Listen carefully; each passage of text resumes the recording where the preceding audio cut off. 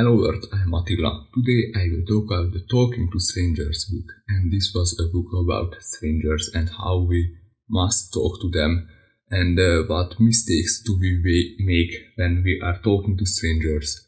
So there are a lot of strangers in our current borderless world that we have to talk to, and we rely on certain strategies when we are talking to them. And first it started with a lot of crime scenes and the crime problems, when even the police wasn't able to tell when a stranger in front of them were lying into their face.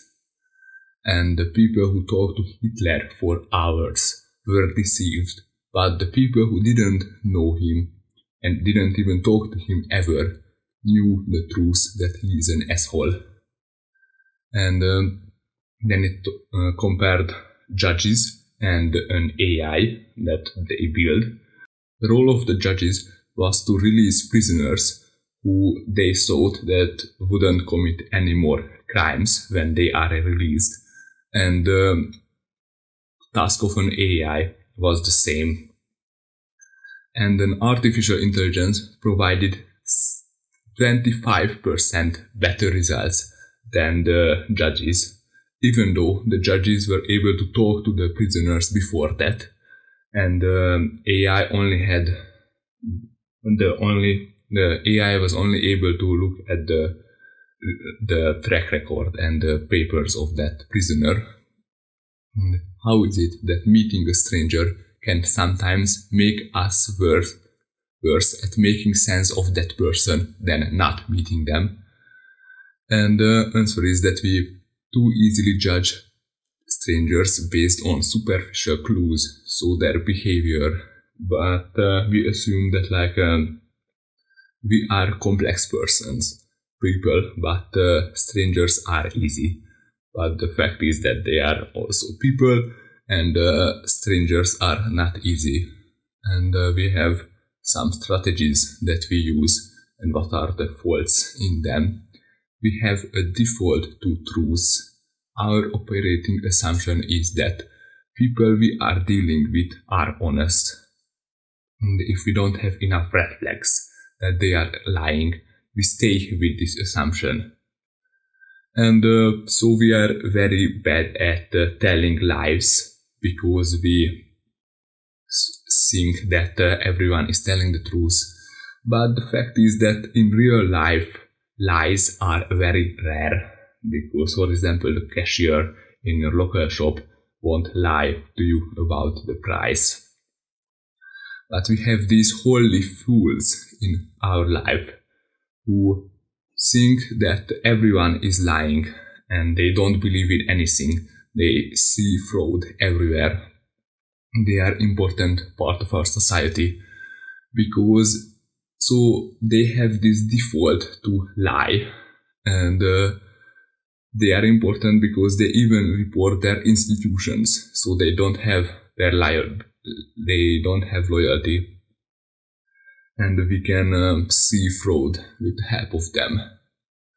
And default to truth becomes an issue when we are forced to choose between two alternatives, one of which is likely and the other which is impossible to imagine. So let's look at a crime. So a person might have made a lot of children suffer, and they are a bad person, but we don't believe it because we have this default to truth, and we think that this person must be a good person, but in fact they are terrible, but we just don't believe it because we have this default to truth. And another strategy that we use is transparency. And transparency is the idea that people's behavior, the way they represent themselves on the outside, provides an authentic and reliable window into the way they feel on the inside. And we believe that based on their behavior, we can make sense of them.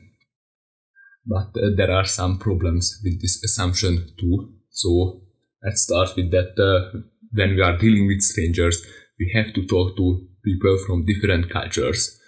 and facial expressions have different meanings across cultures. And another thing is that even if we interact with strangers from our own cultures, we rely on stereotypes about their facial expressions. But these stereotypes are often wrong because every person is unique and their way they communicate is unique.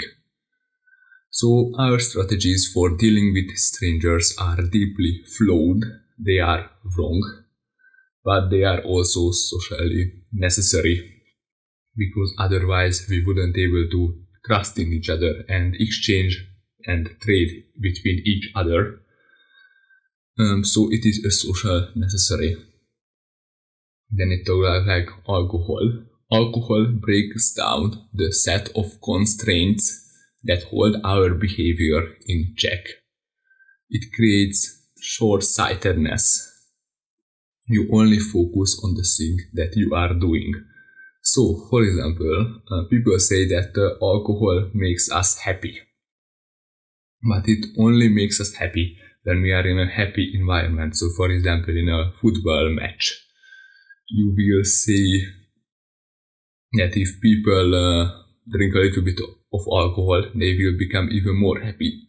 But if you are alone at the bar, depressed, and you think that if you drink a little bit of alcohol, that will make you more happy, it will make you even more depressed because you only focused on the thing, on the whole sole thing that you are focused on. And if you want people to be themselves in social encounter with a stranger, to represent their own desires honestly and clearly, they cannot be blind drunk. So in a party or a disco where everyone is drunk and you are interacting with a lot of strangers, you have problems because your desires, even though they are not necessarily your own desires, are come to the surface. And if you are blind drunk, you are at the mercy of your environment. So the people you are with and what do they do with you. And when you obtain information under stress, the information is inaccurate and you don't even know it. So I think that's a fundamental flaw in our school system. So in the school we are under a lot of stress, writing tests and having oral tests, and like when you have this stress you can't focus that much. And if you, for example, have an oral test and you don't know like what you are talking about, the more stress under strangers or every people are, the harder is it to make them talk.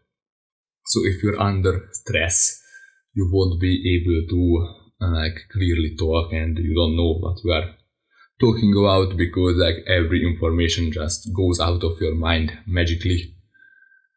And then it talks about like displacement.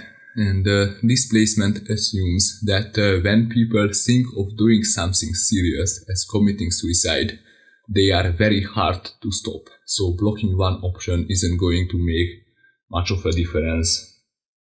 And coupling is the idea that behaviors are linked to very specific circumstances and conditions.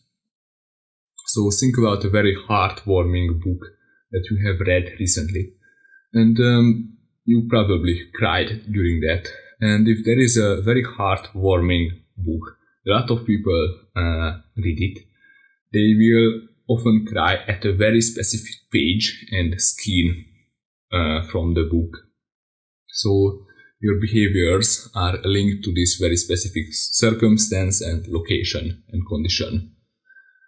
And like suicide is a problem because if you are in a bad social situation and you have problems, you have these conditions and you will commit suicide in these conditions, and it is very hard to stop you. We don't understand the importance of the context in which the stranger is operating. Don't look at the stranger and jump to conclusion. Look at the stranger's world, so like the environment they operate in and the friends they have. So the final thought is that we have no choice but to talk to strangers, especially in our modern, borderless worlds. And we should accept the limits of our ability to decipher strangers. So you should get to know person better. Don't judge on their first look. So this was a very interesting book about like our society, how we operate, and how you can talk to people, and what are like the fundamental flaws and the fundamental behavior, the way we like talk to people and interact with them. So it was very interesting. You should subscribe to my YouTube channel or follow my podcast, because I release videos every day to people who don't have enough time to read, but they want to read more, because reading is great. And I read one book every day. I share the things that I learned from that book with you, so you can learn from it. I also have a Twitter account. I link it in the description. You can reach me there, and you can also recommend me some books if you are interested in stuff like this. So, thank you for coming in. Bye bye.